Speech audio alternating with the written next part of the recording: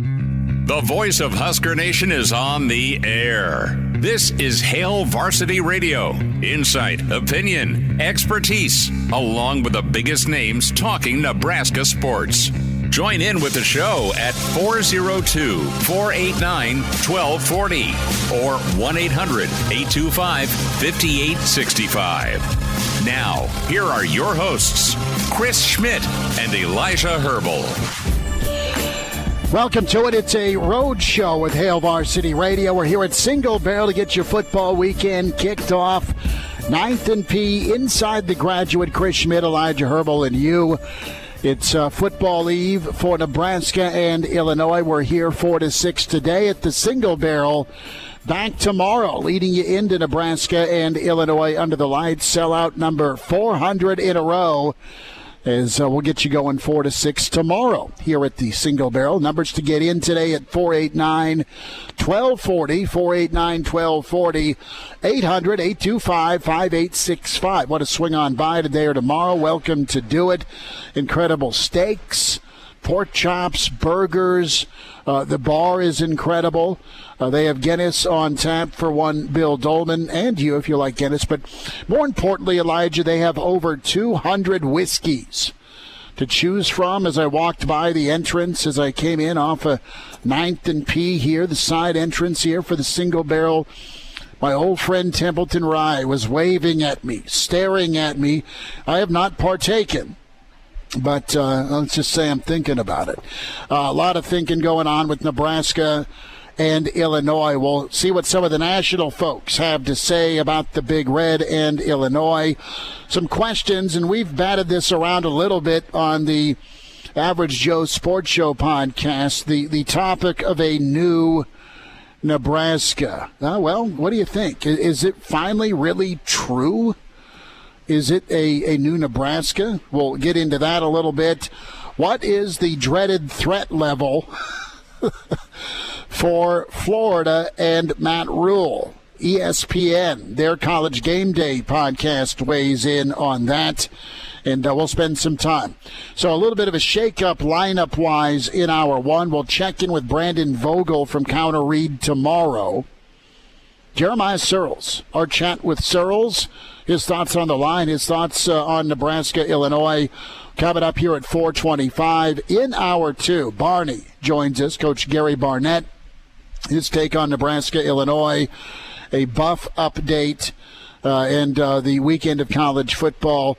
Following that, we'll say hi to Damon Benning. You hear him on the Husker Network and, of course, with Hurrdat Sports mornings. What's Damon think of the Big Red in Illinois? Then Danny Burke going to be with us, Burke's Best Bets, burksbeat.com. Danny will join the show. We'll shout out some college football picks and some NFL thoughts. 489-1240. We'll get to the stream here in a minute. Elijah, how we doing, man? What's a good word for you on a Thursday? Love being out. Love this weekend. And I have done a 180 since this summertime nuke got dropped about Friday Night Football. I'm anxious to see how filthy fun it gets in Lincoln on a Friday night. It's bumping and buzzing a little bit down here already on a Thursday, yes, but it is Friday Night Football. It is really pretty awesome. The showcase, the opportunity Nebraska has and is in front of with the nation's eyes, Bud, tomorrow night. Well, I can't wait for, honestly, Saturday morning. Not to look past the game by any means, but first and foremost, we could set a record for the most hungover Saturday morning show in Hail Varsity Radio history, depending on how the game goes on Friday. The weekend edition that would never end. So that depends on how the game goes, but that may be the most hungover by listeners here only, obviously. And then you talked about the Templeton. I don't mean to tempt you here or anything, but I did grab a little bottle of Templeton for the Saturdays of smoking meats and football at my house on Saturday. Not to twist your leg here or anything, because I know your ankle might break, but wow. It's the bottle of Templeton at home. It's going to go both in the glaze for the barbecue, that maple bourbon glaze. And very minimum amounts. And then, yeah, obviously very minimum amounts. The alcohol burns off, and it's a strong flavor, but yes. And then some for on the rocks as well. So not to twist your leg too much, but it's good. Looking forward to tomorrow. Still have a great show in front of us today. Yeah, Friday Night Football, I've said it all week, it's growing on me. I like having that Saturday free. I like getting the Husker football game out of the way on a Friday. Like, today feels like Friday despite the fact that tomorrow is actually Friday. It does. It totally does feel like a bit of a Friday. It's been a screwy week because you're waiting for football. Let's be honest. You're, as a Nebraska fan, you are ready to play this game Wednesday. You're ready to play this game Tuesday as you kind of flush on from northern Iowa, and you're trying to see what's real. What can you grab about this team? Because you don't want to get hurt again. And it's the same narrative, right? And I think you believe in this football team. You feel good about this football team because of what you did against Colorado. Being the smart football fan you are, you also know Colorado's a bit of a piñata. Okay? I mean, that's just what their season's going to be, season's going to do. But talent don't lie. Your eyes don't lie. And you saw what Nebraska's defense did against some NFL dudes. You saw what Nebraska's defense did when it came to harassing and mauling a really talented cornerback. You're hoping that happens tomorrow night. Nebraska is so good on both lines of scrimmage, but specifically the defensive side of the ball. You know, my math says a lot of good things for tomorrow night. There's a twinge of me that is like, okay, Lucy is going to pull that football out, but I think that's more of a Nebraska helping Illinois tomorrow night with the dreaded T word, the turnovers we've talked ad nauseum about this week. So we'll get into it a little bit more, but Sirles coming up in 10 minutes. I want to get your comments as well in the stream. Like and subscribe. Find us, Hail Varsity YouTube, Hail Varsity Radio Twitter. Follow there as well at HVarsity Radio. Can find us along different social platforms as well. Can hear us along the Hail Varsity Radio Network. Podcast as well. Spotify, iTunes, Google Play if you're catching up on your time with the show. So I want to get into this. It's a bit of an elephant. It's not a new worry for Nebraska fans, but it might be a little bit sooner conversation, Elijah, than you're used to. And let's get into threat level. Threat level between a scale of 1 and 5. 5 meaning, the roof is on fire. 1, there's not even any smoke in the air. And the threat level about Matt Rhule and other programs coming after him. The College Game Day podcast, Pete Thamel part of that. Of course, Reese Davis part of that. And they're two really good college football dudes. We know this. We know that Florida and Billy Napier, that it's tough. The schedule's brutal for Florida. Emmett Smith has come out and said, I don't see a year 4 for Billy. They've gotten just annihilated by Miami. That doesn't sit well with Gator fans. They got beat up by A&M, and they're 1-2. And the schedule is going to become more murderous in the SEC. And two names of many mentioned for that Florida opening, Matt Rhule and James Franklin. You have your domino effect. Florida has money. Florida can make a phone call to Matt Rhule, presumably. Florida can make a phone call. I think James Franklin's been trying to escape Unhappy Valley for a while because he doesn't feel appreciated. And he's not been able to slay that dragon that is Ohio State or Michigan. Maybe Michigan this year. But now you got new enemies in the form of USC and Oregon and Washington. Are you left behind, or do you kind of keep your street cred in the league as being one of the top 2 or top 3? Penn State's survived week 2, made a statement week 1. We'll see how the year plays out. But Franklin, I think, has been active. I think he wanted that USC job. It never really materialized. So Franklin probably wants to get back to the SEC. He won at Vanderbilt. Yes, that is not a lie. Years ago. So say you have a situation where Florida goes after James Franklin, and then the home mama's calling, right? Penn State is open. Does Matt Rhule reunite with his former AD and dear friend Patrick Kraft? Elijah, I don't know that either Florida or Penn State really would tug at Matt Rhule, and this isn't just me wishful thinking, minister of propaganda here. I think there's a great situation in Lincoln. There's a great NIL situation in Lincoln. Is it better or more lucrative than Penn State in the Hershey family? I don't know. Is it beneficial or more lucrative than Florida? I don't know either. But I know that Matt Rhule's got a hell of a lot of control here. All right? And I think there's a heck of a lot of fighting that goes on for control down in Gainesville. That's peace of mind if you're a head coach, where you can just coach ball, and if you have to throw your weight around, but just really just kind of go do your job. You've got an AD right now in Troy Dannon that, all right, was recommended to you by Patrick Kraft. I don't know this, but I think Matt Rhule probably made the final call on who's the new AD at Nebraska. That's my thought. Who do you want to work with? I mean, who do you want to work for? I mean, who do you want to work with?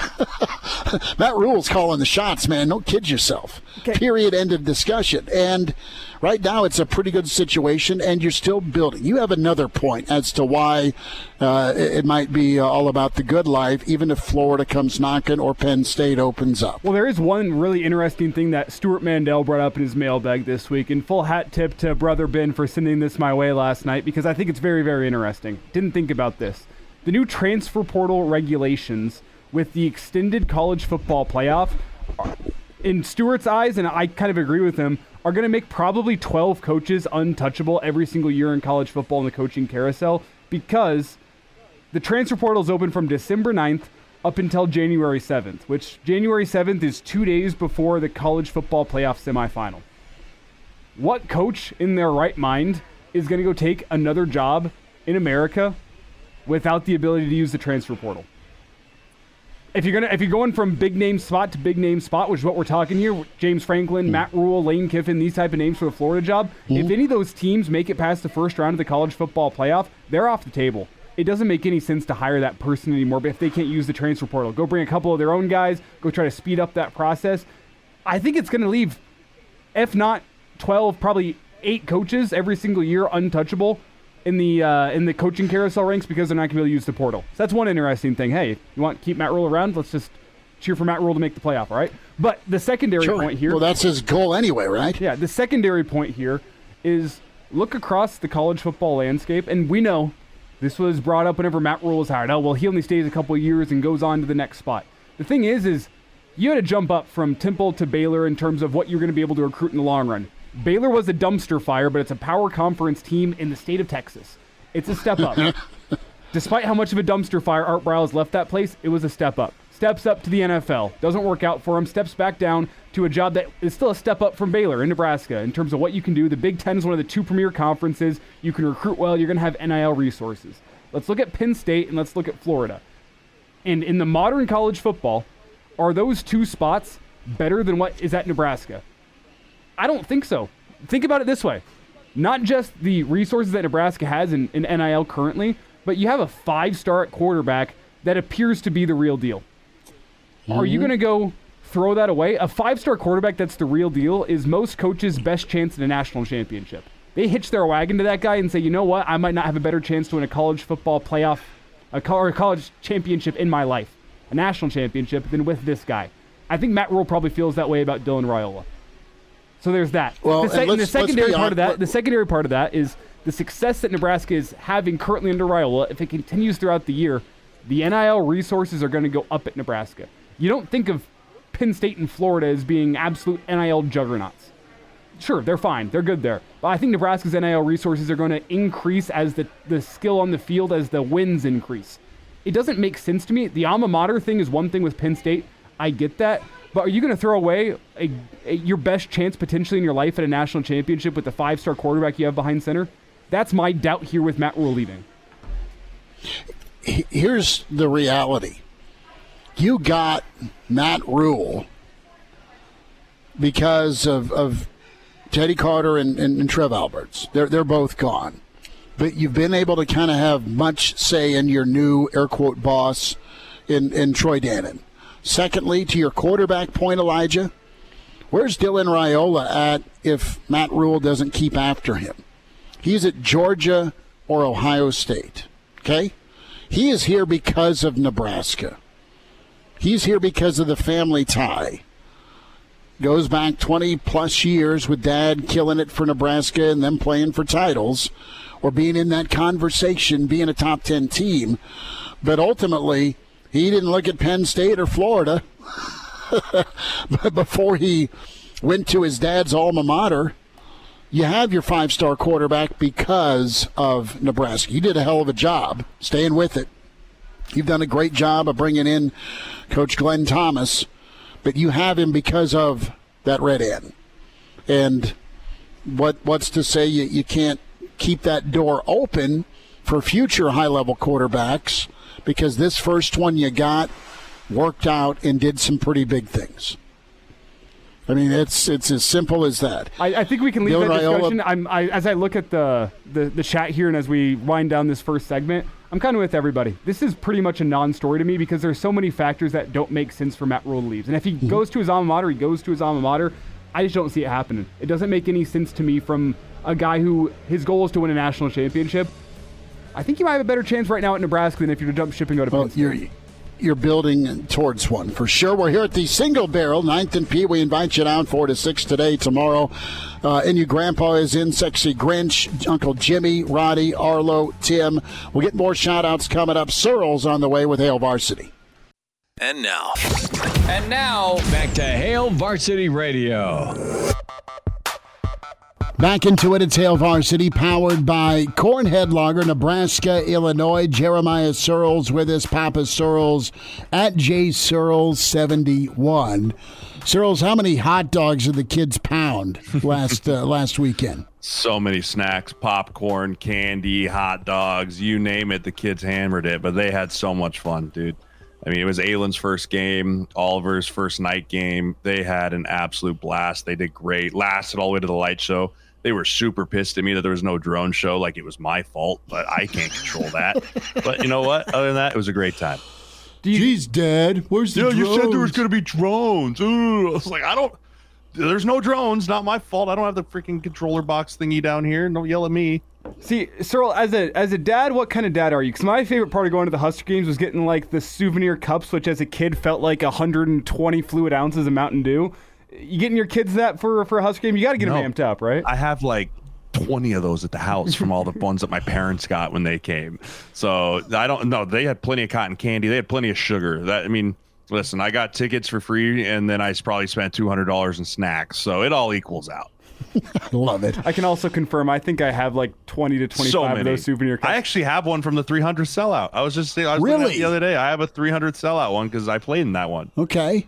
Well, here's a good trivia question then for you, Sirles. It's not about souvenir cups, but it is about souvenirs.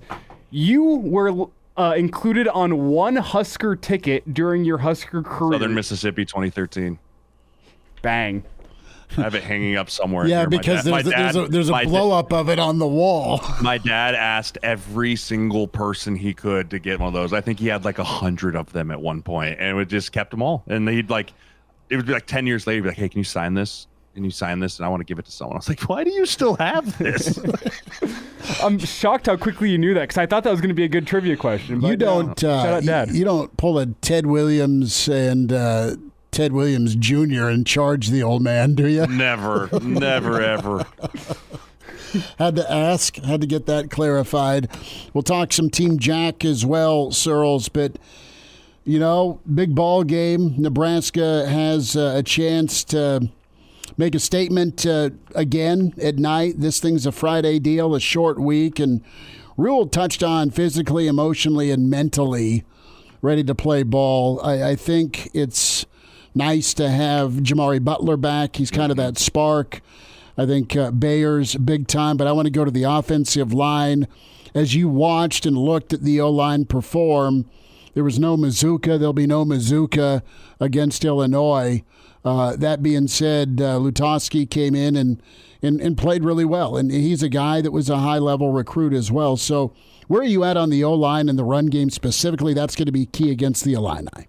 Yeah, I thought that Lutovsky came in and did a great job. And, obviously we don't know at what point he was told he was going to be starting that week. We don't know. I mean, was it hey, Friday rolls around and be like, it's not going to happen, buddy. Best of luck. Or did he get a chance to roll through the whole week, but going into this week that he's prepping like the starter. He's going to be the starter. I'm excited to see the jump he can make from week 1 starting to week 2. I'll tell you, the guy that I'm impressed with, and I think we talked about it last week on the show, Turner Corcoran just continues to go out there and be steady Eddie at left tackle. He's doing a really nice job. He's moving guys in the run game. He's climbing up on second level, all that stuff. But we're going to miss Micah. And I went back and watched the first 2 games and then watched this game. He's just a road grader. The kid is big and physical and strong and moves guys from the point of attack and opens lanes at the line of scrimmage. I hope he can work through whatever he's working through and whatever's going on, and we can get him back, because I would love to have him going into the teeth of Big Ten play here. He's just a comfort when you want to run on that right side, but specifically up the middle with Scott, Jenkins, or I should say Evans, and when you have a guy like Mazuka, I mean, they were just mauling people.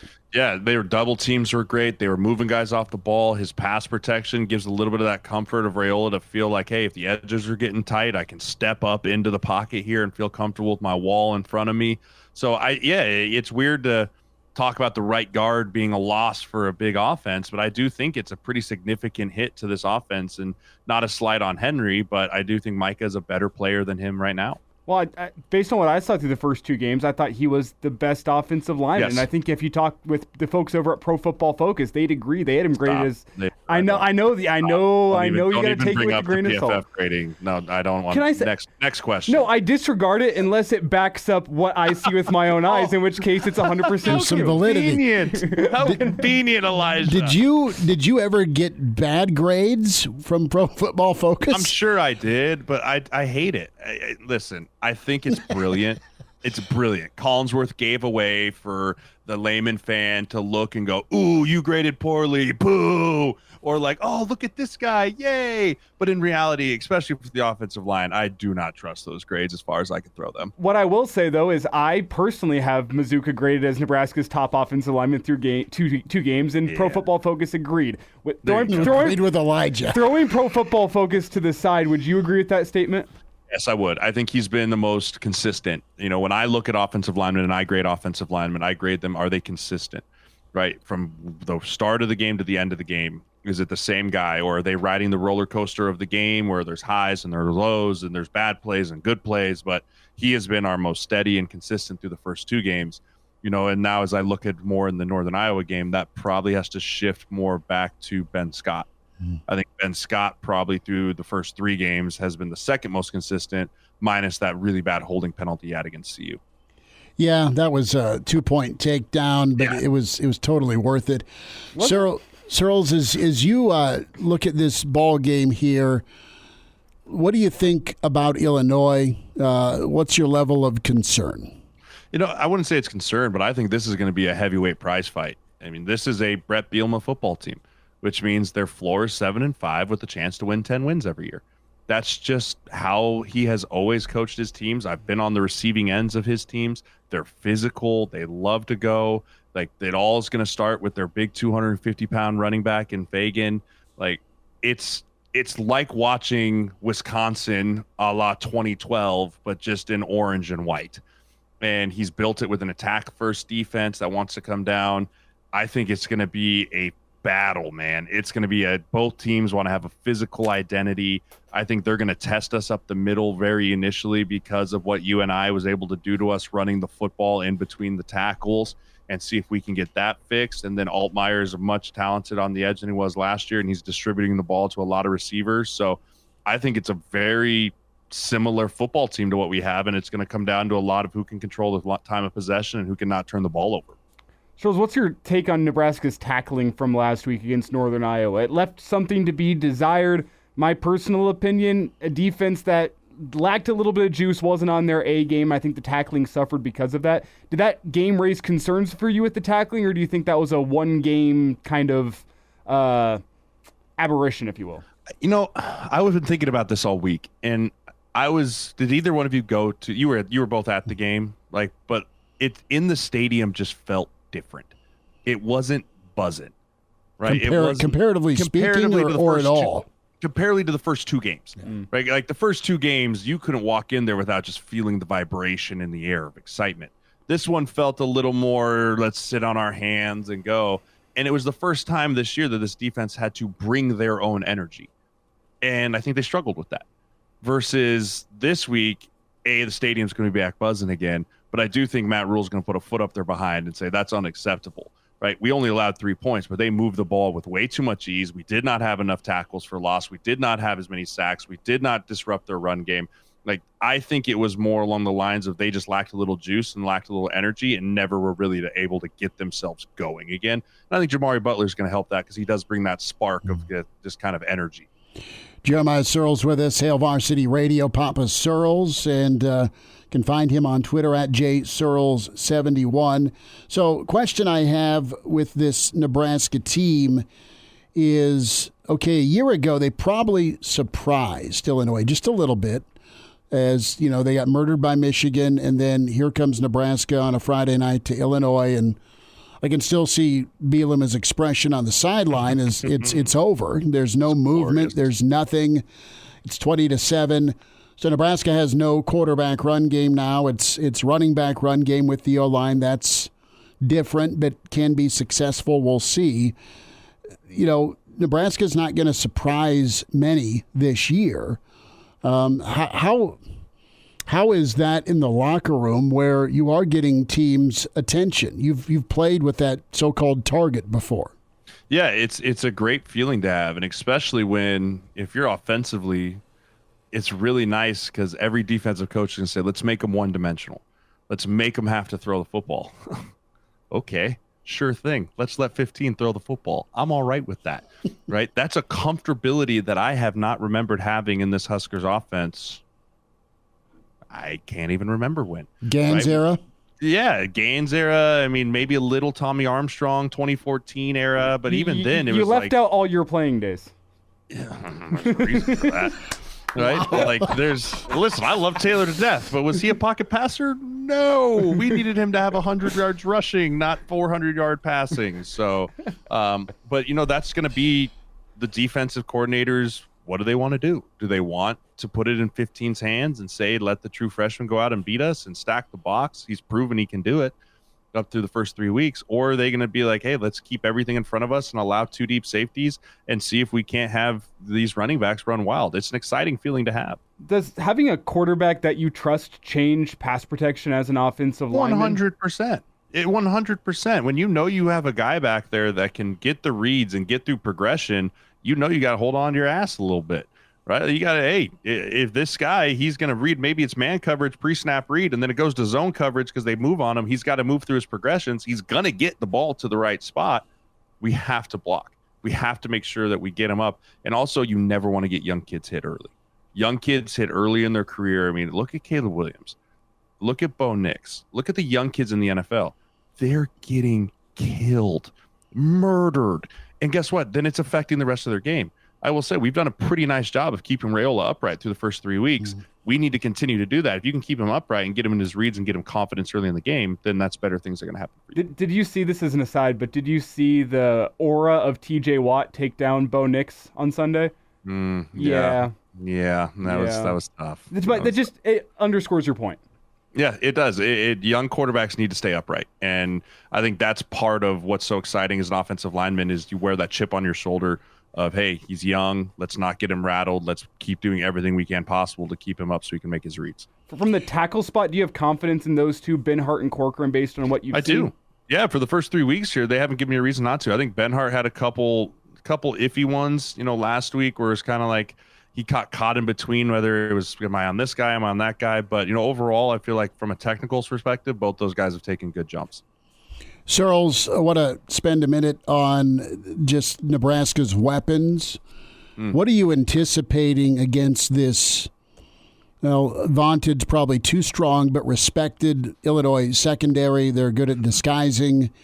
You football dudes that have played at a high level know what kind of delay that can cause. The quarterback. He's got to hold account more, confusion, all that stuff. What are you expecting? How does Nebraska go to work throwing the ball? Is it going to be outside? Is it going to be over the middle? Where can they make some money? I think a lot of it's going to come with Satterfield doing some pre-snap motions. I'd love to see some pre-snap motions, which then gives you a pre-snap read for a quarterback, right? You motion a receiver across the formation and go from 2x2 to 3x1, and a corner runs with him, well, okay, now I know it's man coverage. Or if the safeties rock and roll, okay, they're in some type of zone coverage, right? So doing some pre-snap motion indicators to give Raiola a little bit of a head jump. I also would anticipate doing some empty. If you're in empty, the defense has a really hard time disguising because there's just so much ground to cover, right? It's young quarterbacks really love being an empty in the NFL and here because it gives you a really good pre-snap read. So I think if we want to get into throwing the ball, doing a little bit of empty, seeing if they're going to go to a blitz check or if they're going to have their own check to it. But I do think that it's going to be more of the underneath crossing routes and kind of the mesh concepts that are going to be open for these guys because it's a very downhill attacking type defense. So if you can get a mesh concept coming across and the safety jumps it and then you have a deep cross coming behind it, right, that's where I can see some of the shot plays coming is when you get those safeties to bite. Sirles, where Illinois has really made their hay defensively this year has been takeaways. Have you seen enough through 3 games to think that's not a concern anymore? No, I don't think it's ever not a concern. It's something that we always have to continue to stay vigilant with because the second you stop thinking about it is when it rears its ugly head. And so especially against a Big Ten opponent that prides itself on its takeaways, it has to be a key focus point because the second you think, oh, we've got this handled, all of a sudden a sack fumble or a bad interception or whatever it is can spiral. So no, I wouldn't say I feel more comfortable in the fact that we're probably not going to turn it over. But at the same time, I don't feel very comfortable any given week going in if the offense isn't at least talking about it.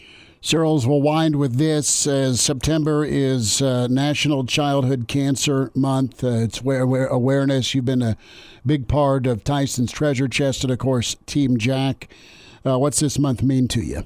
Yeah, it's a huge month. And, now that I have children of my own and thinking about what it would mean if one of them had to go through this cancer treatments for anything and, talking with Jack and seeing Jack this weekend when he was here for Rex Burkhead's induction into the Hall of Fame and getting to see the Hoffman family and, talking with Liz and Austin every time that we do, it just is it's a pull on the heartstrings, but it also just reminds me and it kind of recharges me and reinvigorates me as to why we're in these fights and why I'm part of these foundations and why we're constantly pushing to help find a cure. Sirles, a prediction, bud, for Nebraska-Illinois, -8 is the number. -8, that's a big number. I think it's closer than that. I think it's a slugfest that comes all the way down to who can control and score last in the fourth quarter. So I'm going to go Nebraska 31, Illinois 27. All right. Sirles says the Big Red with the win. I think that's overs too, yeah? Yeah, he hits the overs. Yeah, there we go. At Papa Sirles, and can find him on Twitter at JSirles71. Sirles, we'll see you soon. Thanks for the time. Absolutely, guys. Go Big Red. Good to spend a few minutes with Jeremiah Sirles. It's Hail Varsity. We're powered by Cornhead Lager. We're on the road here at the Single Barrel, 9th and P, every Thursday to get your football weekend kicked off. 4 to 6 today. We'll bring you into Nebraska, Illinois tomorrow here back at the Single Barrel inside the Graduate, 9th and P. And, 4 to 6 right in front of kickoff at 7. Chris Schmidt, Elijah Herbel. Tim is in the stream, as you can subscribe and follow us, Hail Varsity YouTube, Hail Varsity Radio Twitter. Tim is in. Jacob checks in. Jeff is here. So we got shorted. My fault. Eric is in. Once a run's already. Mr. Erickson is here. Black Hills Brennan, the other Dave, says lock it in. Nebraska 24-13. Jim is checking in again. KG. Shane says GBR from Hill Country. The Snitleys are in. The part of the Boulder Peace Treaty. Jeff Snitley says hi. Tuck is here. Brett is in. Scuba as well. Golden Fang. Uncle Larry, Eric, and Brian also here. So I'm getting caught up, Elijah. So, good insight from Sirles. We'll have to get Sirles more locked into drone performances, it sounds like, to appease the kids. Yeah, but it was good to get back into Nebraska, Illinois, the topic of the week. We did want to hit the whole Matt Rhule rumors with Florida and Penn State, but we kind of laid that out, and I'm ready to move on. I don't think it's something to worry about, and even if it is something to worry about let's worry about that after the season. That's just my take with Tony White as well. Right on. Enjoy the moment. Yes. We'll talk a little more about the moment. That is Nebraska and a chance to get that ranked win for the first time since Kirk Cousins and Michigan State in 2011. So a lot of national voices going on. We'll hear from Gary Barnett here in about 30 minutes. We'll check in with Damon Benning. What's the feel when it comes to gambling? Danny Burke with us, BurksBeat.com. What's Joel Klatt say, Elijah, about this matchup? It's been a lot of love. It's been nice. It's welcome back Nebraska. That's been the feel.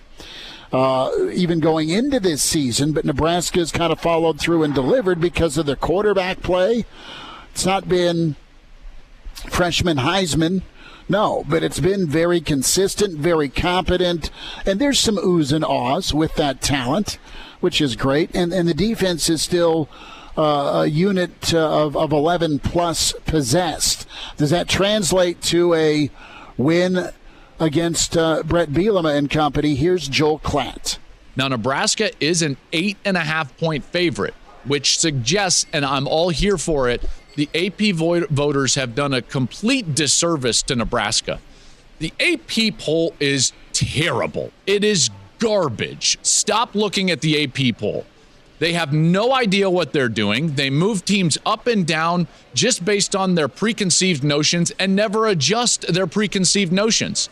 Now, is mine any better? I like to think so, because at least I'll adjust in a big way when I see some team really struggle, really dominate. I'll move teams quite a significant gap.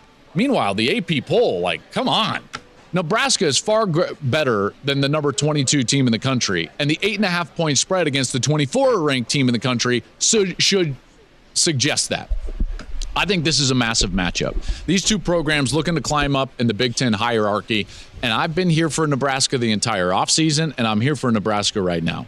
Nebraska gets another night game in Lincoln, and if we learned anything with that game against Colorado earlier in the season, it's that environment is on fire. And I've said this on social media, and I will continue to say this.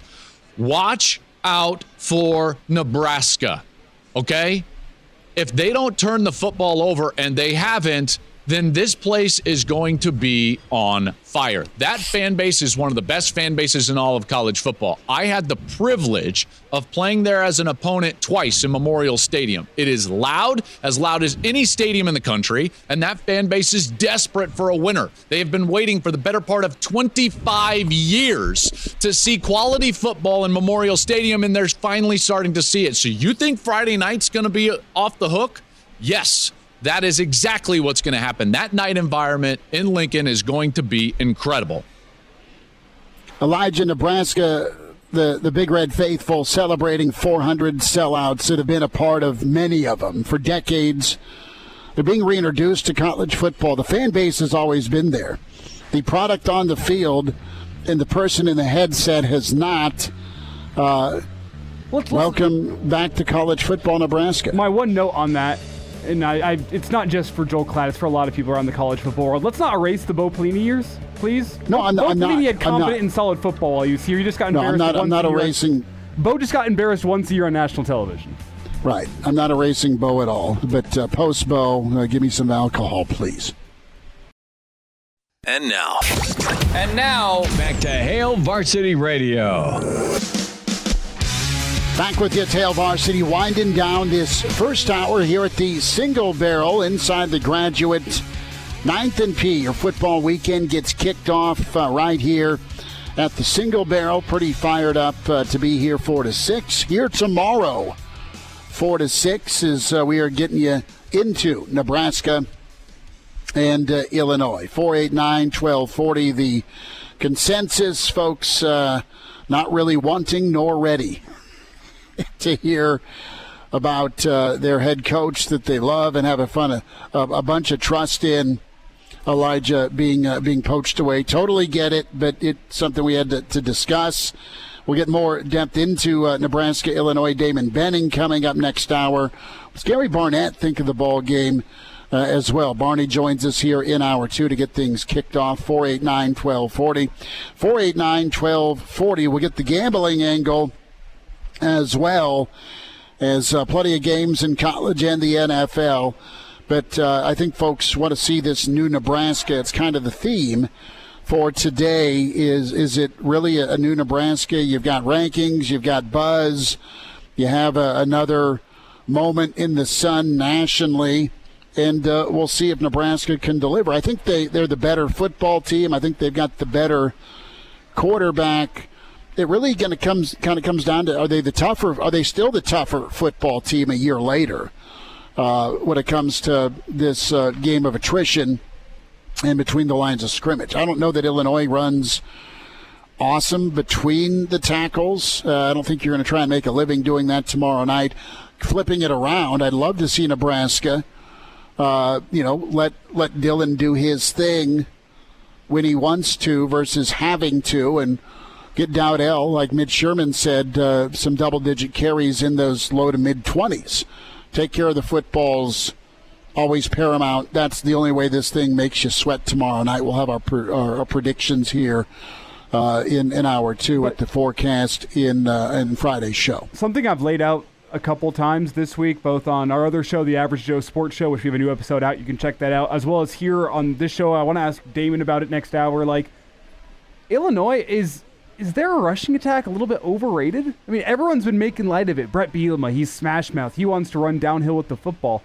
They quietly only had 2.3 yards per carry across 30-plus attempts against Kansas. And I think Nebraska's interior rushing defense is better than Kansas stopping the rush. Like, there's a question. I think that's what Illinois wants to do, but are they going to be able to do that tomorrow night? That's a big question for me, because I think if Nebraska's defense is able to make Illinois one-dimensional, turn Altmaier into a drop-back passer, like, it's advantage Nebraska big time. And I don't necessarily see, maybe you have concerns from last week with what Northern Iowa put on tape, but I don't see this Illinois football team running ISO and power and counter on this Nebraska defense and having great success. I know that's Bielema's blueprint for success. I'm not sure that's the team he has this year. Kansas is not, in my opinion, as strong on the interior as Nebraska, and Illinois didn't have success against Kansas. It's hard to think Illinois is going to have more success against Nebraska than Kansas, especially at a place with a raucous home environment such as Memorial Stadium.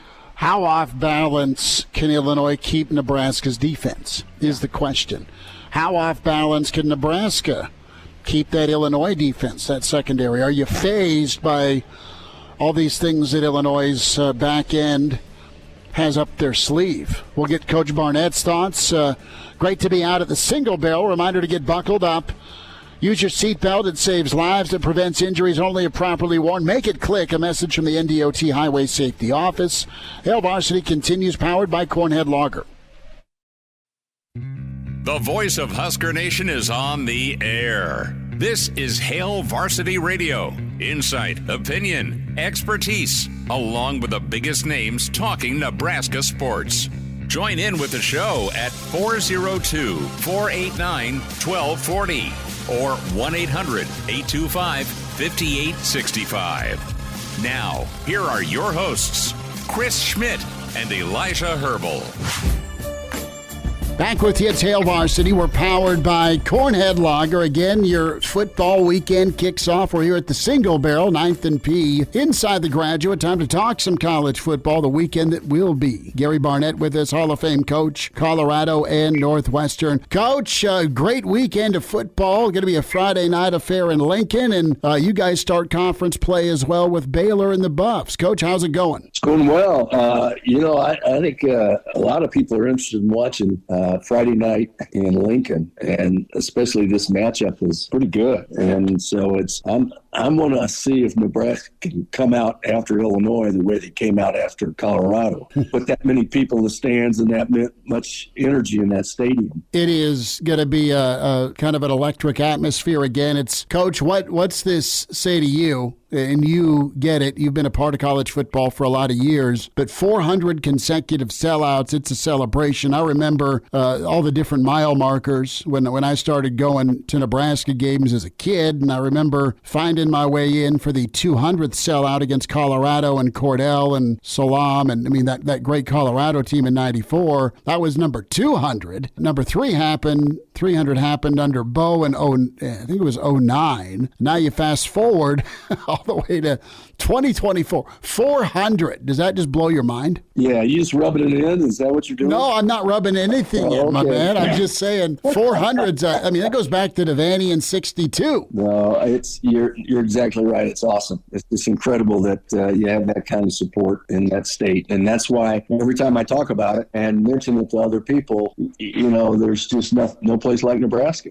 And it's funny. That's sort of the theme there. And then when at start of the fourth quarter, when you do that light show and the whole "there's no place like Nebraska" thing, it's intimidating. Gary Barnett's with us, Hail Varsity Radio. Coach, I'd love to get some more thoughts from a schematics or plan or concern. Keep the coaching hat and headset on. What do you think could concern Nebraska Friday night against Illinois? Coach Bielema is tough. They're physical. They can run. They've got a defense. They got this disguising coverage. I mean, it's all been hit on this week, but what are you thinking about with things that could maybe give Nebraska problems tomorrow? Well, I think the physicality is one thing. When you look at the stats on this game and the amount of yards they've thrown for, the amount of yards that you've thrown for, rushing yards, it's really, really pretty doggone even. They have one really good receiver that's already put up 235 yards. So both teams are 3-2 in their last 5 games. I was a little surprised that Nebraska was an 8.5 point favorite when I wrote it down. I don't know if it's still that way, but it has the markings of a great game.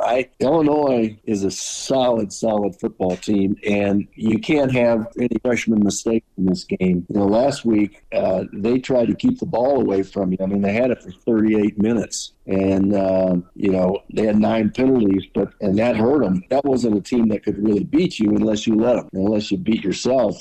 But this team is a team that can beat you if you don't take care of business. And, you've got to be balanced. You're going to have to you rushed for 6.5 yards per carry last week. And this isn't the same defense, though. But you've got to have that same kind of production, the same kind of balance, really, to win this football game, because this is a good football team you're playing. One thing that I think last week maybe raised some eyebrows about Coach Barnett is Nebraska. They were so good against the run a year ago, stopping the run. And, it wasn't a great yards per carry, but you didn't get off the field like you needed to against Northern Iowa. And you look at Illinois, they're pretty balanced. Nebraska's not had to deal with much balanced and able to throw and run it. I think Illinois will be able to try and do that. And it'll be fascinating to see if Nebraska can be as good or better this year as they were last year against the run. Because you stop the run, things can go okay for you. Well, and let's face it, this is the first complete team that you've played. Mm-hmm. Colorado was certainly not a complete team. They weren't ready for the crowd. They weren't ready for prime time there.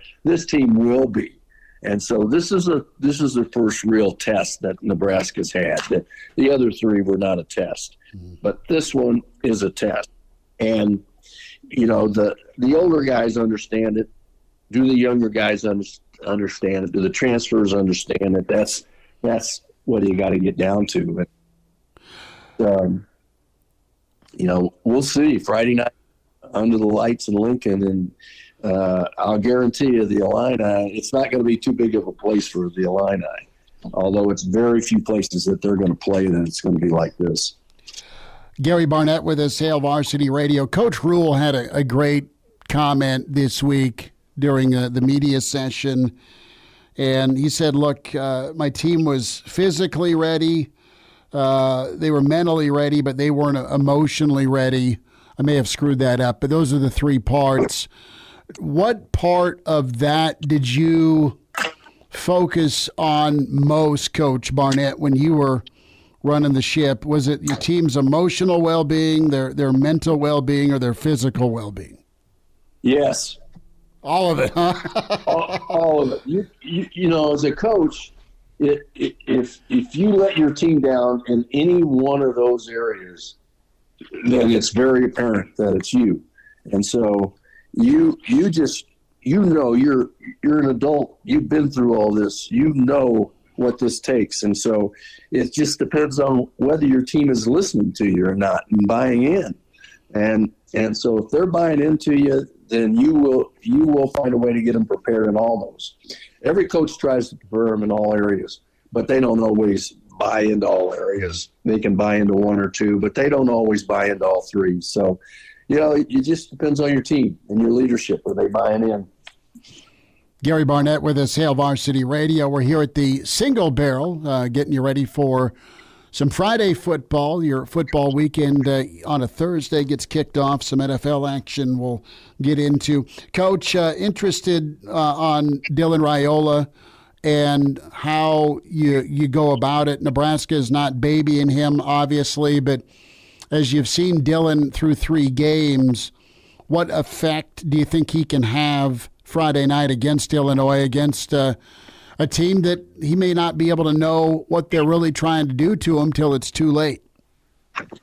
Well, it comes down to preparation, and does a young guy prepare the way an older veteran will prepare and expect the team they're going to play? But, everything I read about Dylan is that he's I think the really nice quote I saw that he sees the magic in the minutia. Mm-hmm. And if that's true, then he's going to be just fine. He just hasn't experienced it yet. But, guys like that can't wait to experience it. They can't wait to get themselves in those moments. The great ones just want those moments. They just want them to come. They have no fear of them. They prepare for them and they have respect for them, but they don't have any fear for those moments. Coach, going to switch out and ask you about the Buffs and Baylor. And how are things in Boulder? You guys had a heck of a win, pretty big blowout against the rival Rams on the road. That was impressive. Well, it was. We played decently. They did not play well. We didn't get their best shot, and so I don't know that we still know who we are, but I think we're one of those teams that every week it's going to be a fight for us. There's not going to be anybody because we're one-dimensional offensively. It's gonna be a fight for us every week. And we have to find a way to find some sort of a running game that is effective enough for us that will allow us to be one-dimensional as much as we are. So this is a tough game for us because Baylor's defense is really good. They've struggled on offense, and that helps us a little bit because we're down a bunch of players on defense. We are playing consistent on defense. Ever since the second half of the Nebraska game, we've been pretty consistent. But this is a tough game for us, and I think every game is going to be like that. There's nobody on the schedule that I look at and say there's a win. Mm-hmm. So if we're going to get to six wins, we've got to go one at a time and find a way to win this one, and then see what happens next week. So we go on the road to Central Florida next week, but this is a big game. We'll have a sellout. We're supposed to get rain all day and night Saturday, so we'll see what that does to field conditions and whether or not we can throw the ball effectively. I think Prime was banking on that early in the week forecast that only said there's 70% chance it wasn't going to rain. Well, I think his was 60% it is and 40% it isn't. So, and that's the way you want to look at it. And it doesn't look like it's going to be awful, but it's still something that can get in your head if you let it. And if you're a running team, you don't really care. Bring it on. If you're a throwing team, it's in there. You just can't let it activate itself. Gary Barnett with us, Hail Varsity Radio. Coach, going to ask you about some of the games this weekend. USC at Michigan, Trojans -5.5. Michigan could be 2-2 and getting clobbered at home twice. Texas, now USC. What do you think of this game? Well, you know what? This is not going to intimidate SC at all. And I never have thought the Big House is intimidating anyway. But I think SC wins this game. I think that's about right. I think it's a touchdown game. And SC, their quarterback is playing lights out, and they've got players. So I think they win this game. Michigan stayed off to a 3-0 start. It's not been pretty, but Jonathan Smith's a heck of a coach. Bill O'Brien and BC have followed up that Florida State win. They had a tough one last weekend on the road in ranked work against Missouri. That was a heck of a ball game. What do you think of this one here? BC -6.5. Yeah, I'm a little surprised, but it's at BC and Bill O'Brien's team. I watched that Missouri game, and BC played really well. They jumped out to a 14-0 start on Missouri, and so I like Boston College in this game. They were impressive in their opener, and I I like BC about right. I think that's about right. How about Rutgers at Virginia Tech? You got Rutgers trying to stay unbeaten. Yeah, I guess I don't really care about that game too much. I'm asking because Rutgers, could be ranked here if they win this, and Nebraska's schedule beefing up beyond the Buffs, right? From a ranking standpoint, teams with numbers next to their name. I didn't think Illinois would be ranked. There's a chance that Rutgers might be ranked, and Indiana's looking darn good as well. So if you don't care about Virginia Tech, Rutgers will move on. I don't care about Rutgers either, but the Indiana thing is a little because Frank Cignetta's done a great job. Now, I don't think UCLA is very good, but still, Indiana's playing lights out. But I only have room in this small brain for about 30 teams, and Rutgers doesn't seem to make it in there. Wow. Well, the old Scarlet Knights. Did you not watch The Sopranos on HBO? I didn't. Oh, I did not. You're it.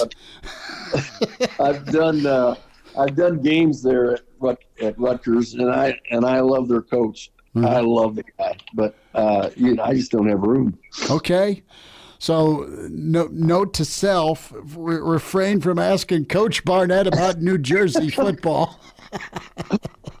Wow. Okay. Did you have at least a good piece of pizza when you were in New Jersey, having to do a Rutgers game? We did a Rutgers game. This is funny, Chris, and it was colder than snot. We were outside doing the game. We weren't in a booth.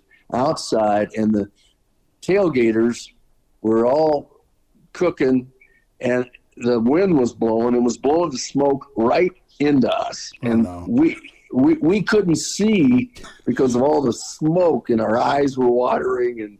But that's a cool place. And I got a great story for you some other time about driving to Rutgers.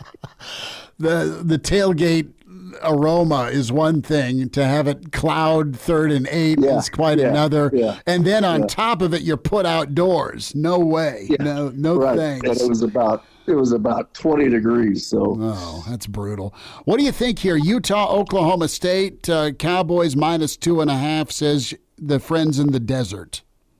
Well, if Cam Rising plays, this will be a pretty doggone good game. I don't know that Oklahoma State's going to play anybody more physical than Utah. They line up with they have 3 NFL tight ends, and they just use them so well. They protect the quarterback, and then they block you with them.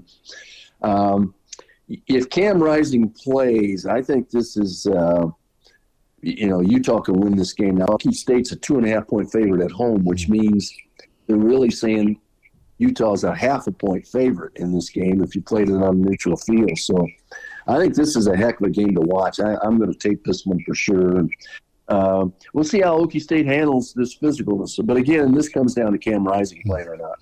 Tennessee and Oklahoma. A lot of storylines here with the Heupel and Venables and -7 Tennessee. I think Tennessee looks incredible. Yeah, I think Tennessee wins this game.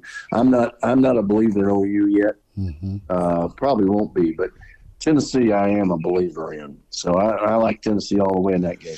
Line is officially 7.5. Coach, Nebraska-Illinois. Does Nebraska win but maybe not cover in a tight one? Yeah, I think that's what you're going to see. I think they may win but not cover. Exactly. Coach Barnett. Coach, have a great weekend. Thanks for the time. All right, Chris. Great being with you. Thanks.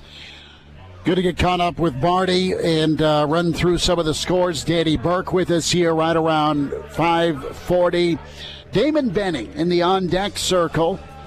Get his take as he's part of the Husker broadcast. And, of course, you hear him with Ravi and Hurrdat Sports mornings. Chris Schmidt, Elijah Herbel, Roadshow. Thursday, we're here at the Single Barrel. 9th and P inside the Graduate today. Back tomorrow, 4 to 6 in front of Nebraska-Illinois. And now, back to Hail Varsity Radio. Back into it. It's Hail Varsity. We're powered by Cornhead Lager. Chris Schmidt, Elijah Herbel here at the Single Barrel Thursday Road Show. And Elijah, we're excited, man. Damon Benning is with us. Husker football thoughts. Damon, can you hit fast forward?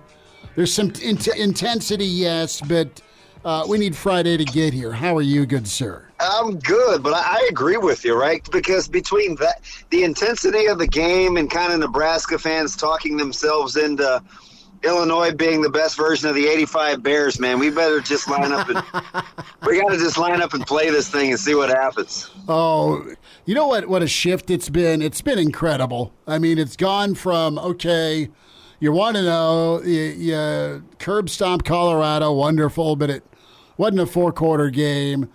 Dear Lord, between the 20s, Northern Iowa did their thing, and they're going to score 3 points. They did. And now, yeah, Illinois, is Fridge on the bus? I mean, are they bringing Wilbur? I mean, tell me what part of this 85 Bears crew. It's interesting, right? When the week first started, and the lines came out, and I think people thought, oh yeah, I really like the matchup, and Nebraska got a good dose of some downhill running game against Northern Iowa, and they'll be battle tested in the trenches. And as we've gotten closer, I don't know, Illinois is they're +8 in the turnover battle, and I think they're going to get the ground game going, and Pat Bryan and Franklin are really good, and all those things are true, but Nebraska is still the Nebraska that they have been the first 3 games, so you just have to pit it against what you see versus what you think you know, and that's why I couldn't agree with you more. This game can't get here fast enough. And Damon, you mentioned the downhill rushing attack of Illinois. Do you think that's overplayed just a little bit? You know they're going to run the football. That's what Bielema does. But when you look back at their only real test this year against Kansas, we're talking less than 80 rushing yards, 34 attempts, 2.3 yards per rush, 79 yards. Do you think that narrative is a little bit overplayed that, Illinois is going to come in and run the ball downhill, potentially down Nebraska's throat? I 100% think that's kind of been overstated. I get it with Fagan and those guys. He's the big back, and they've kind of done it by committee so far. But I just don't think that Illinois thinks that they're going to be able to run the ball with any sort of consistency. Now they may want to try. I'm not saying that they come in here and they just get pass happy. But what I will say is the strength of this team is been they've taken the football away. Altmaier's got 7 touchdowns, no interceptions, and they're pretty good outside the numbers. Bryan is very good. He's got great hands. He's got super body control, and Zaire Franklin has caught 1 million balls in his coaching career.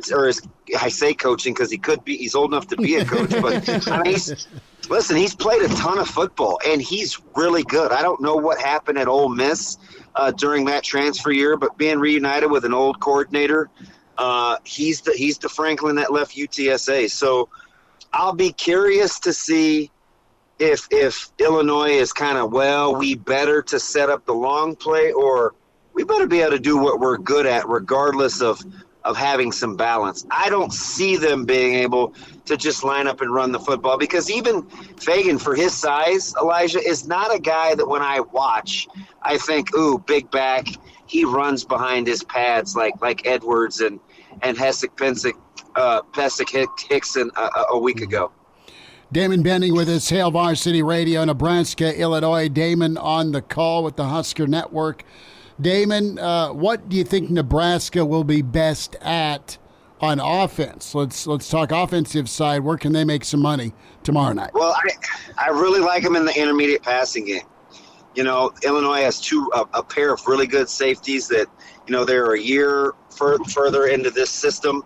I think they're comfortable, they're healthy, and they found a way to take the ball away back there. So I'd like for Nebraska to kind of manipulate that second level group with the tight end play, backs out of the backfield, control them that way. And then the other thing is I like Nebraska's edge run game. Like, I think that they can get out on the perimeter and make some hay off tackle. So we'll see. I do like Illinois, rushing the passer. So I think Nebraska's ability to keep them honest with the intermediate passing game and edge run game will really be a benefit to Nebraska. It's Damon Benning with us here previewing it, Nebraska, Illinois. And Damon, as you look at this game, we've talked a little bit about Lutovsky at the right guard spot. He's going to be starting over Mazuka, but Mazuka is going to be playing. Do you think that what we saw from Lutovsky last week is enough to show you that he can keep that starting job? Because we talked about it yesterday.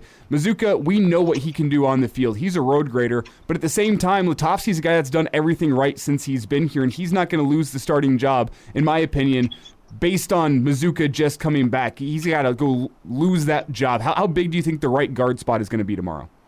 Well, I like the fact that they have similar styles, kind of graders, maulers, although Mazuka's obviously a little bigger in size and much more mean-spirited. But I kind of do like your angle because I look at it like this as a coach. I always like to coach guys in a way where I have options. I don't want to have to be boxed in or committed to if I don't like the way somebody's either playing or whatever's going on off the field. I don't want to be boxed in. And so I do like the fact that Coach Raiola has appeared to given himself some options, because then after that it's just good old-fashioned competition and are you adhering to our culture?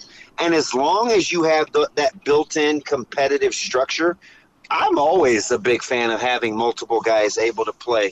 And I think regardless of who plays at that right guard spot, I think the outcome of what you want is good toughness and attention to detail, and I do think both guys give them that. Damon Benning with us, Hail Varsity Radio. Hear him with Ravi, of course, Hurrdat Sports Radio, 7 to 10 on the Hurrdat Radio Network. And DB, let's think back a year. This was kind of a surprise win for a lot of Nebraska fans. You get bludgeoned by Michigan, and then you pad the practice Sunday night, and then you go out and let it rip on Friday, and you win. You play really kind of sloppy, but it was a physical statement. Was that a big moment, in your opinion, for Rhule and his culture with what Nebraska is going to become? I really do. And remember, that was kind of the catalyst or the springboard for the buzz, right? We didn't foresee November happening, but that was actually the game where it was like, and remember the narratives. It was, oh wow, defensively we've got a good chance. They held Illinois to just 21 yards rushing, and I think that included the longest run, which was maybe the first run of the football game, if I remember right. Mm-hmm. Was for double-digit yards, and so momentum started to build, and then we convinced ourselves that, we can even be a little sloppy like we were in the fourth quarter, where we in essence tried to give the game away to Illinois, and Nebraska's defense still held up. So this was the game in Champaign a year ago that I think started to give us hope. And now, in this weird – Colorado ruined us in 2001, but helped us with resurgence in 2024. There's this Illinois gave us confidence in 2023 and can be kind of a litmus test in 2024. It's 6 degrees of separation, but I could definitely see the correlation.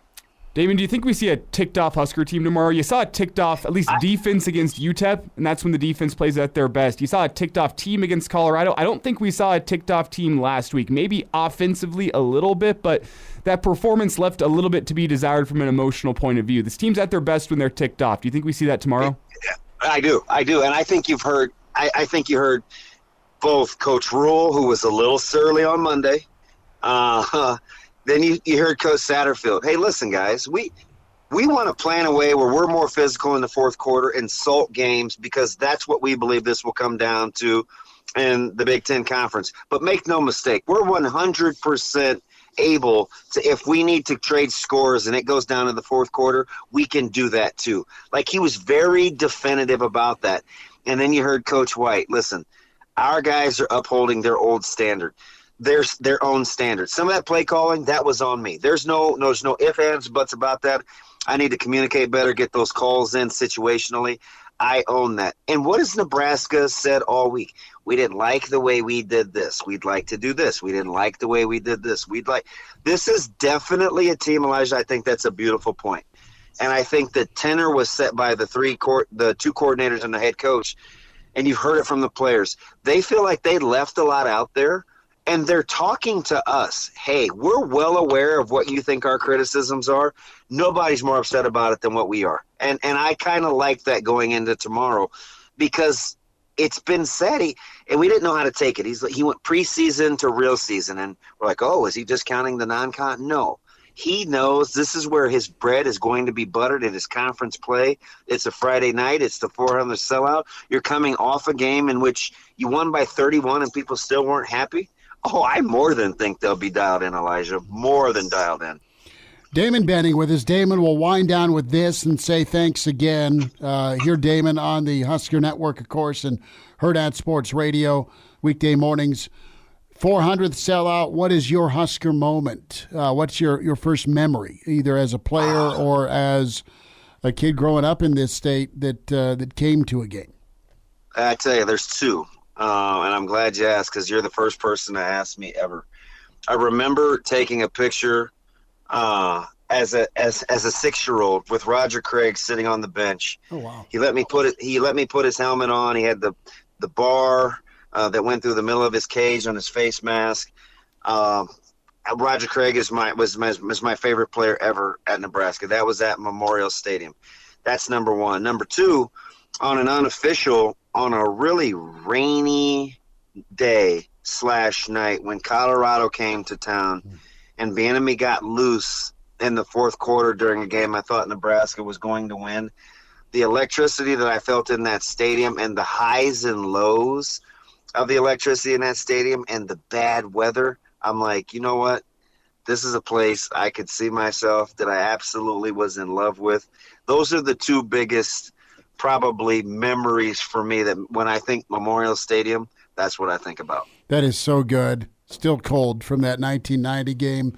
But it was incredible. Oh, that fourth quarter. I mean, I'd never seen anything like it in my life. But Nebraska found a way. Now, Roger Craig, I love it, man. RC's, is that why you wear 21? 100%. I wore 3 in high school, and I wanted it in college, but Toby Wright, a little tougher than me at the time. He was coming out of the junior college ranks, so he was older. So Coach Osborne, he got number 3, and I immediately said to myself, 2 + 1 = 3. Plus it's Roger Craig. Give me 21. I love it. DB, that is so good. Have a great call, and thanks for a few minutes today. I appreciate it, guys. Have a good rest of the show. Good. Now we know about number 21, the old Roger Craig tribute. Love it. Danny Burke on the way. We're here at the Single Barrel. And now, back to Hail Varsity Radio. A lot of folks checking into the stream. It's Hail Varsity Roadshow Thursday. We're here at the Single Barrel, 9th and P. Back-to-back single barrels for us here today, tomorrow. 200 whiskeys to choose from for you. Steaks. We got old Tony here from Tampa Bay Huskers. Good to have you, Tony. Appreciate it, man. And we got an alumni pate going on here at the Single Barrel. We got another Mr. Tony. Good to see him. As we're here 4 to 6 today, 4 to 6 tomorrow, leading you into kickoff, Nebraska and Illinois. Without further ado, Danny Burke with us, Burke's Best Bets, burksbeat.com, at Danny Burke 5 on Twitter, and Stochastic and Odd Shop, where you can also find work from Mr. Danny Burke. Pride of Chicago, how we feeling about tomorrow night? We'll start with the Big Red here, -8.5. Talk to me. It's a tough line here, Smitty. You've seen this move up abruptly, very much so at the opener, and then the buyback immediately came in on Illinois. And to be honest, as much confidence as I do have in Nebraska winning this game, it doesn't equal up with the confidence that I have in terms of the spread, because at the end of the day, you still have respect for Bielema as a head coach. It's your first conference game here. It's a shorter week, even though you would think that would benefit the Huskers. But again, it just seems a little bit steep for a team that hasn't really played anybody tough. And again, it's not to knock anything on Nebraska, but this is the game to really go out there and prove it to everybody, at least on the offensive side. We know what they're capable of defensively from what they did last year, what we've already seen this year, but we still need to see this offense really, prove its worth against a solid defense. So I think that's why you've seen some of that betting attention trend toward the Fighting Illini, and I don't necessarily disagree with it in that regard. So I'm staying away, honestly, because, I'm going to be rooting for Nebraska, and I do think they have the pieces to cover that, but I just need to be proven And I'm still a little bit uncertain about this Illinois team in a lot of facets, but if you're kind of like me and you don't like a side, maybe looking at the total to go under would be the way to go about it. Denny, how about player props here? I'm looking. Dylan Raiola, passing yards set at about 220, depending on where you find it. You have Dante Dowdell set at about 50 rushing yards, depending on where you find it. I'm seeing some player props that, I don't know, they're intriguing me. Yeah, look, that's another angle to go at it, too. And honestly, I'm someone who loves the player props, but I haven't done it as much in college, and I think I definitely need to get involved with that more because it's taken a while for these books to really allow those player props in the collegiate realm. So now that they're offering it, sometimes that's your better bang for your buck. And look, we've talked about Dowdell before with Nebraska. I mean, he's a main workhorse, and he's probably going to have to be a big piece in this game, at least to get things kicked off. And especially if you're falling in line with the thinking that, Nebraska's going to win, it's probably not going to be by a large margin. All right, the starters are going to stay in. They're going to have the lead, wind down the clock toward the end of the game. So even if he hasn't gone over that rushing yard prop mark at that point, that can probably get him over the edge there based on those ramifications that you're assuming is going to come to fruition. Denny, our friend Brennan in the Black Hills, he chimes in on the stream and says, Emmett Johnson plus 320 for an anytime touchdown. That's his play tomorrow. Is this the same fella who hit it, I think, a couple of weeks ago with an anytime touchdown bet? Yes, regardless, I like it, and I'm going to be following him, but just curious if this guy's on fire or not. Yeah, that's the same one. I love it. All right, I'm absolutely riding that with him. Love to hear it. Denny Burke with us here, Hail Varsity Radio Roadshow at the Single Barrel, 4 to 6 today, inside the Graduate Ninth and P. Back tomorrow, leading you into Nebraska-Illinois, and that over-under is some prescription the Pride of Chicago, Danny Burke, is looking at. Danny, I don't blame you. You're still waiting to find out about Nebraska, but you feel good. You feel great about the direction the program's going. And it is a showcase under the lights here, two ranked teams. Any NFL you're locked in on? Tonight's game between the Pats and Jets, Jets -6. Any other NFL or college games you're intrigued by that you might be playing? Yeah, for tonight's game, Thursday Night Football, it's kind of expected to be a grosser, uglier type of matchup as Thursday Night Football games tend to be, but especially because it's a divisional matchup and one of these teams is the Patriots. I know they've looked impressive in the first two games, but I still hold my reservations with this roster. Now, I do think they will play it fairly close, and I would probably lean toward them covering in this game if you're getting it at about 6. And we see this total at about 38.5. So the way that I ended up playing this is actually with a kicking prop. So, again, we're thinking touchdowns are going to come at a premium, lower-scoring game. The Patriots' red zone defense has allowed their opponents thus far to only score a touchdown 40% of the time. Small sample size, but this Patriots defense has impressed thus far. Lack thereof in terms of being impressive with the Jets offense. So what does this lead me to? Greg Zuerlein over 1.5 field goals made. At -125 is the price that I got. I know it's ticked up since I bet it, so I really wouldn't go too crazy if the price offered to you is over -$1.30. If you get it at -130, I still think it's worth a play, but I wouldn't go laying that much juice. I do think they're going to be able to move the ball out of the Jets, but again, I think that red zone defense will do enough to limit the touchdown access, thus setting it up for Zuerlein. Other plays I got really quick, guys. One I did, and I know this one moved too, but if you still see it out there, I took Caleb Williams over 19.5 completions. This line is just a complete overreaction to how bad the Bears and Caleb Williams, to put it blankly, have looked so far. And they're going to need to pass to keep in this game against the Colts. Indianapolis' defense looks terrible, and I know these teams have exposed them on the ground, but clearly the Bears can't run the ball. The offensive line is poor. But Caleb will feel more comfortable in this game, and they'll be able to move the ball downfield against a team that's allowed a high completion percentage and has limited the big passes. So when they matriculate downfield, it should be more consistent throws as opposed to the deep ones. So I took Caleb over, I think it was 19.5 completions. And then the other college game I took, guys, I'm holding my nose with this one, but I took 6 points with Michigan against USC. I don't know. We got to see what these West Coasters can do traveling to the Midwest. It didn't work out so well down in terms of the travel, but when they faced Indiana against UCLA last week, it seems like a spot where everybody's ready to just finally give up on Michigan. USC's a flashy team, but this is a chance for Michigan to make a stand. I took the 6 points. Wouldn't be shocked if they win it outright, though. Danny, I am 100% with you on that game, actually. Just because USC, everyone's talking about their defense, they haven't played a rushing attack like the Michigan Wolverines. Now, if Michigan's playing from behind, they're done for, they're screwed.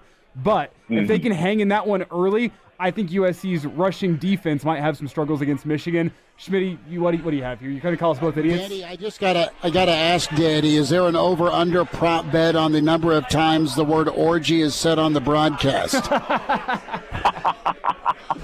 I mean, you would think they would try to narrow it down, but now it's been exposed so much, they're going to increase it. So over/under, shoot, put it at like 45.5 or something like that. See, I might bet the anytime. Ask, I'm a 12-year-old. I might bet the anytime touchdown just in hopes of hearing orgy in the end zone.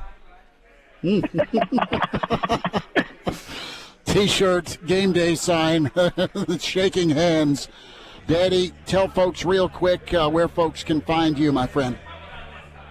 Yeah, over at Stochastic and Odd Shopper, got a bunch of great content heading out right now during football and college football season. DFS, betting, we've got you covered. You can find more information by looking those places up, and then obviously on my Twitter at DannyBurke5. But appreciate you guys. Enjoy the game tonight and go Big Red tomorrow, fellas. All right, love you, Daddy. Appreciate it. Daddy Burke with us. We'll wind it down from the single barrel with Hail Varsity. And now, back to Hail Varsity Radio. Big thanks to everybody who checked in here at the Single Barrel and, of course, on the show today with Hail Varsity Radio. Roadshow Single Barrel, 9th and P inside the graduate football weekend eve. NFL tonight. Back here at the Single Barrel tomorrow, 4 to 6 in front of Nebraska-Illinois. Real Red Reaction follows. Chris Schmidt, Elijah Herbel. We'll dive into a steak and a beer bet in a moment. Many thanks, Damon Benning. Many thanks, Coach Barnett. Many thanks, our dear friend Jeremiah Sirles. Many thanks, Danny Burke. Tomorrow, Brandon Vogel, Brian Christofferson with us on the show. And an extended version of the Friday forecast. We'll have most of the 5 o'clock hour with Clausburn, Elijah, and myself. Can't wait for it. Come see us if you're in town for Nebraska and Illinois here at the Single Barrel, 4 to 6. Your friends at Neiman & Sons are there for you. Family owned since 1981. They are amazing in the community, and they specialize in roofing, siding, and gutters, along with that commitment to customer satisfaction. And that comprehensive service is there for you when it comes to residential or commercial exterior services, and they have exterior lighting available this holiday season as well to go along with gutters, siding, and roofing. Community involvement second to none with Neiman & Sons. Of course, Trevor and Travis and the family, just awesome. The best people.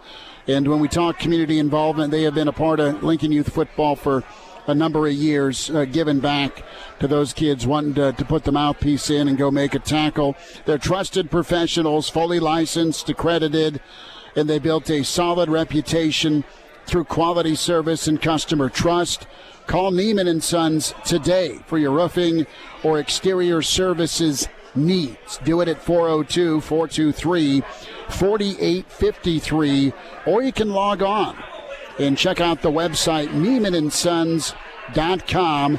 Neiman & Sons, family-owned since 1981. Elijah, are we going over, under, or are we going -6 Jets, Pats? It's get back time for me and a steak and a beer bet. You know that I grilled the mother of all porterhouses. You can get the mother of all steak choices here at the Single Barrel. You and I have had the Beyond 96er. We had that the Nebraska Charcuterie Board. One more time. The Nebraska Charcuterie Board. The charcuterie board that gave us 3 steaks, sausage, brisket, burger, and we had ribeye, we had strip, we had T-bone. It was money. I mean, Tommy from Tommy Boy loved this T-bone. It was so good. Yeah, fantastic. Oh, what are we doing? What are we doing here? Are we doing a steak and a beer? Pats, Jets. For me personally, this is a game that I think is a check the score halfway through the fourth quarter. If it's close, flip it on. We're back to tradition of Thursday night football, which is I'm not enthused by this game. That being said, 6 is a lot of points. Do we forget the Patriots did in fact beat the Bengals in Week 1? That was a good win for them. It was great defense. I think the Jets win. I think the Patriots cover. Give me 24-20 Jets on top. Actually, that's a lot of points. Give me 2014.